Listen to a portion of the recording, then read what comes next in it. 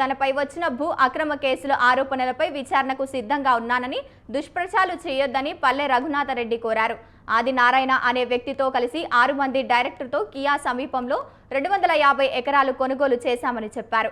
తాను ఎక్కడా దౌర్జన్యం, హింసకు పాల్పడలేదని స్పష్టం చేశారు. భూములు ఆక్రమించినందుకు తనపై లేనిపోని ఆరోపణలు చేస్తే సహించేదే లేదని హెచ్చరించారు. తల్లి చెల్లికి వెన్నుపోటు పొడిచిన వ్యక్తి జగన్ ఎందుకు వెన్నుపోటు దినోత్సవం జరుపుతున్నాడో అర్థం కావడం లేదని అన్నారు.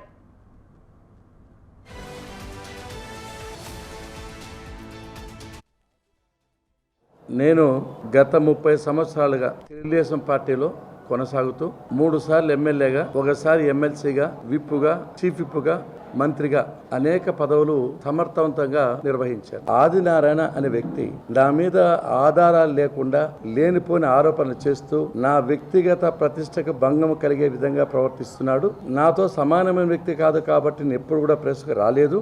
ప్రెస్కు రాకపోతే ప్రజలకు వాస్తవాలు తెలిసే విషయం ఉండదు కాబట్టి ఈరోజు ప్రెస్కు వస్తున్నా.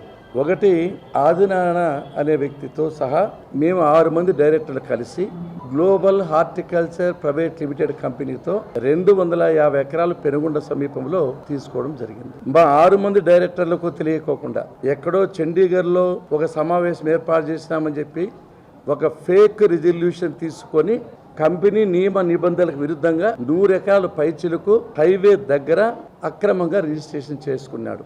కంపెనీ ఏమి చెప్తుందంటే బంధువులకు కానీ, మిత్రులకు కానీ, కుటుంబ సభ్యులకు కానీ ఎటువంటి పరిస్థితుల్లో కూడా ఆస్తిని బదలాయించకూడదు. కానీ తన భార్య పేరిట, తన అల్లుని పేరిట, తన కొడుకు పేరిట, తన తమ్ముని పేరిట, తన తండ్రి పేరిట, కుటుంబ సభ్యుల పేరుతో కంపెనీ నియమ నిబంధనలకు విరుద్ధంగా మాకు తెలియకోకుండా 6 మంది డైరెక్టర్లను విస్మరించి అక్రమంగా 100 ఎకరాల పైచులకు భూమిని రిజిస్టర్ చేసుకున్నాడు.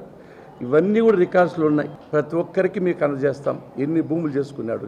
మాకు 1 ఎకరా కూడా మా పేరుతో రిజిస్ట్రేషన్ లేదు ప్రస్తుతానికి. కంపెనీలో ల్యాండ్ ఉంది అంటే కంపెనీ నియమ నిబంధనలు విస్మరించే తాను, అక్రమంగా రిజిస్టర్ చేసుకోవడం తాను, నియమ నిబంధనలు వచ్చే తాను, బురద మాత్రం మా మీద చల్లుతున్నాడు.